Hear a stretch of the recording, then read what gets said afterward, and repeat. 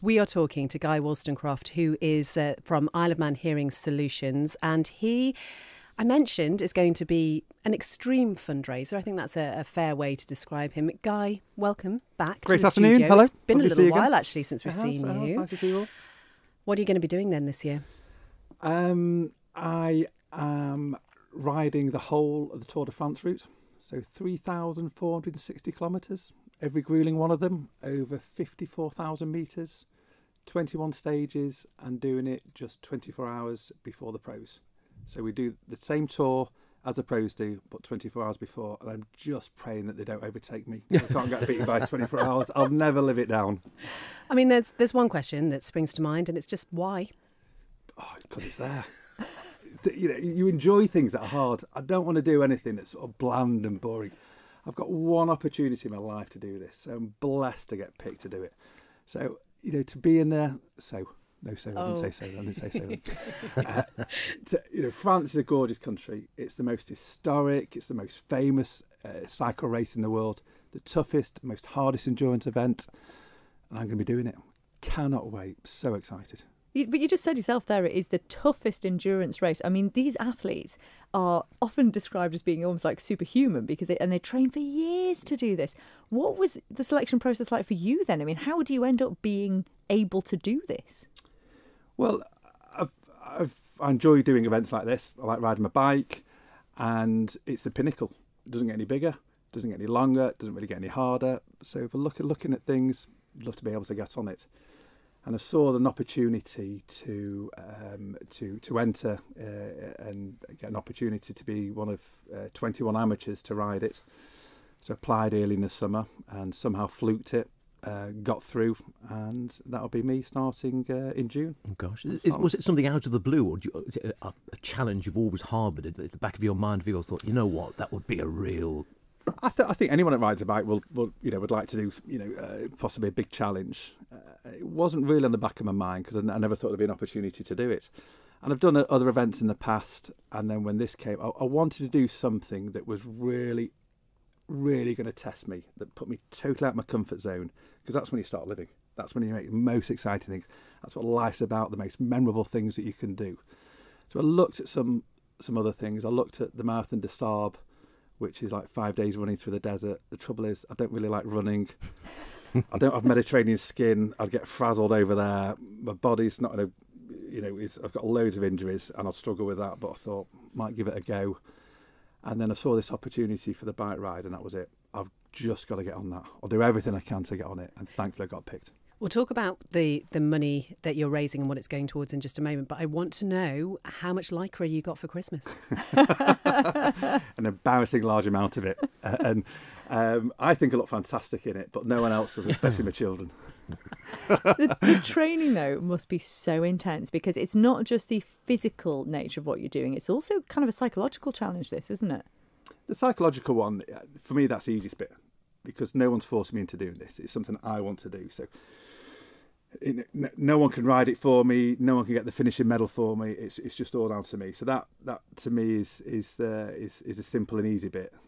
But the bit is just 6 days a week since mid-August when I found out, on a bike, riding quite hard, different levels. I'm fortunate enough they've provided a coach for me, a guy that lives in the States, and he sent me a long email, 3 pages long, got all my details from me.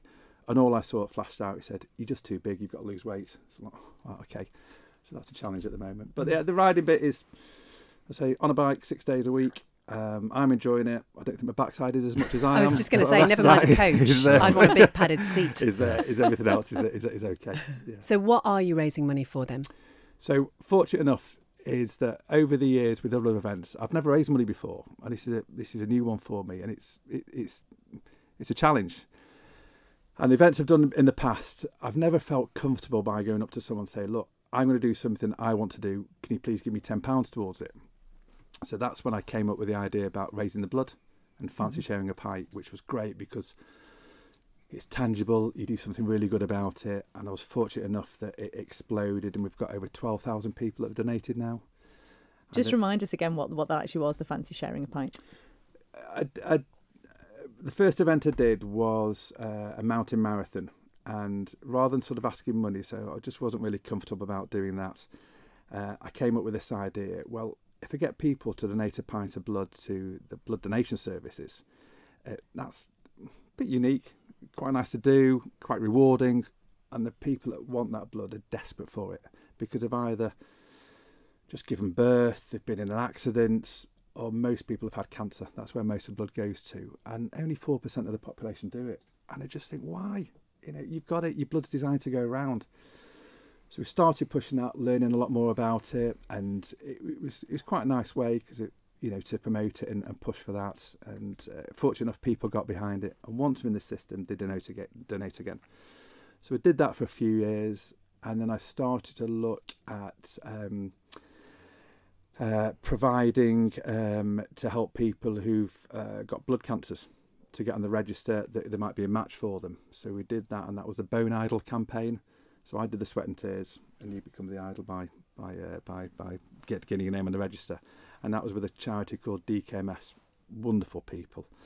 We should say, actually, since you were last on the show, Christy and I both signed up. We both signed up. Good. Yeah. What was my next question as well? Yeah. You did promise me, so good on you. We did, well done, yeah. indeed. I've got my Well little done, key indeed. fob. Fantastic. You've signed up too. You were Anthony Nolan. I was You gonna were say, a donor, is that weren't similar you? to Anthony Nolan? So did it with Anthony Nolan first, and then DKMS afterwards. So yeah, similar things, but I don't care where it comes from. Just get your name down. Everybody should do it. You feel great about it. You really do.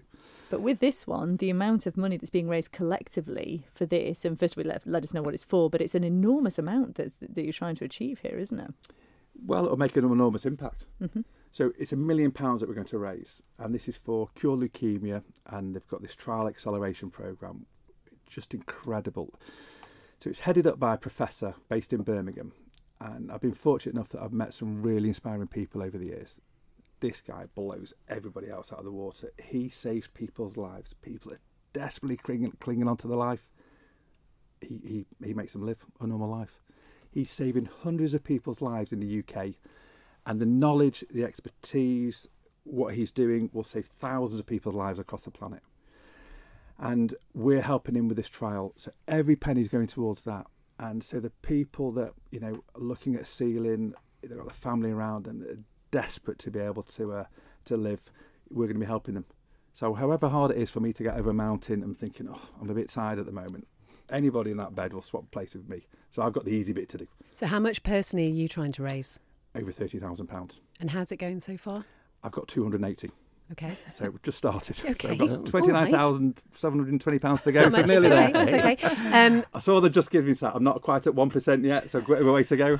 You're fine. You've got ages. Actually, it's interesting with events like this. It's very often after the event and after you've completed it, you get a lot of the donations as well. But if people are listening, perhaps they've been affected by leukemia in some way, a family member or something, and they want to get behind you, how can they sponsor you? Well, it'd be wonderful if they did. Coppers, pence, anything more, even better. So it's on the Facebook group, IOM Hearing Solutions. We've got links on there. Just Giving, I think. I've never done one before. It's the first time. So I literally just launched it. So that's Just Giving, and my name, Guy Wolstencroft, WOLSTENCROFT. Spot it a few times over the years. You can find out about it that way. I've got lots of things coming up. I'm supremely confident that I'll get more than that, but I need the support of other people as well.